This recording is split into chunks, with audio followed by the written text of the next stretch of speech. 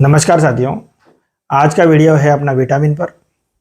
आज के वीडियो में अपन देखेंगे कि कौन से विटामिन जो हमारे शरीर में स्टोर नहीं होते हैं और इनका प्रतिदिन हमारे भोजन में या दैनिक रूटीन में लेना हमें आवश्यक है, उसके बारे में अपन चर्चा करते हैं। दोस्तों, समझते हैं विटामिन को। सबसे पहले अपन भोजन की चर्चा करते हैं। कोई भी अपन भोजन लेते हैं उसमें दो तरह के अवयव होते हैं, मैक्रोन्यूट्रिएंट्स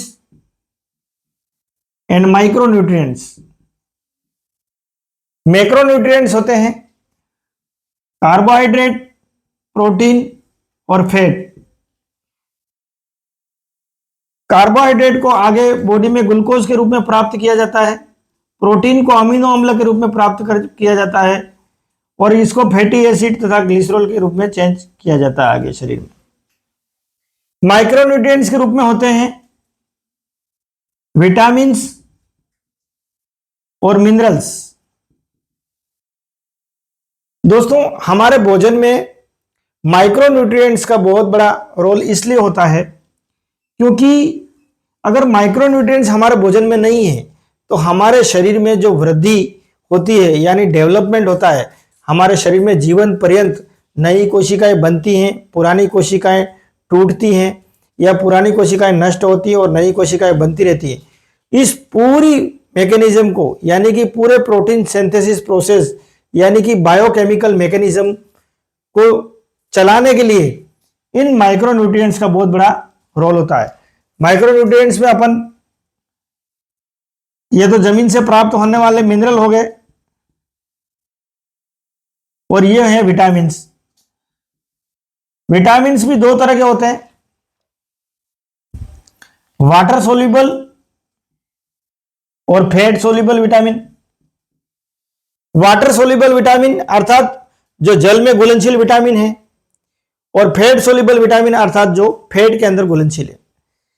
फैट सोल्यूबल विटामिन है हमारे शरीर में vitamin A, vitamin D, vitamin E और विटामिन के।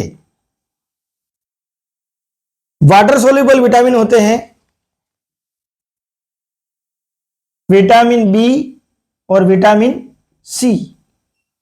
बी का मतलब विटामिन बी कॉम्प्लेक्स पूरा आ गया।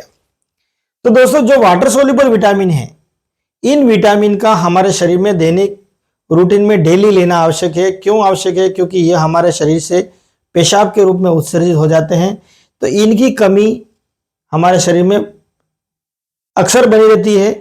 लेकिन जो फैट सोल्यूबल विटामिन है, इनको हमारा लीवर स्टोर कर लेता है। अगर इनकी कहीं कमी हुई तो लीवर उसको ब्लड में रिलीज कर देगा ताकि इसकी कमी पूरी हो जाएगी। लेकिन जो वाटर सोल्यूबल विटामिन है, इनको बॉडी में स्टोर नहीं किया जा सकता।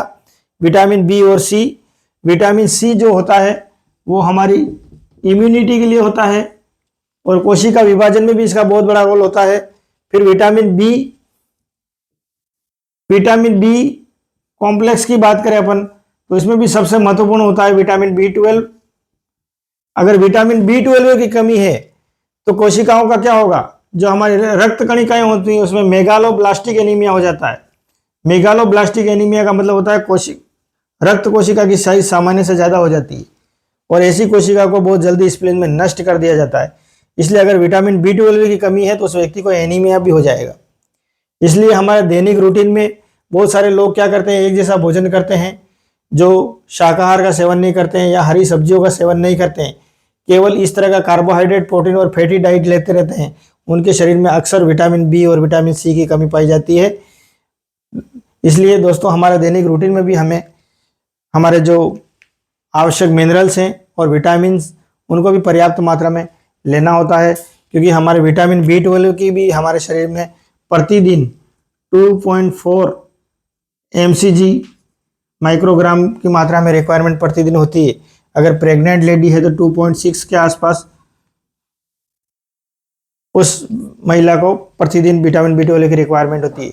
इसलिए दोस्तों, हमारे खान पान में हमें हमारे माइक्रोन्यूट्रिएंट्स का भी ध्यान रखना है। इसीलिए बार बार सरकार कई तरह के अभियान चलाती है कि भोजन के अंदर संतुलित भोजन पर सरकार जोर दे रही है, ताकि संतुलित भोजन ऐसा भोजन जिसमें मैक्रोन्यूट्रिएंट्स और माइक्रोन्यूट्रिएंट्स दोनों उपस्थित हों, ताकि लोगों में न्यूट्रिशन डिफिशियंसी क्रिएट नहीं हो और माल न्यूट्रिशन के बच्चे पैदा नहीं हो।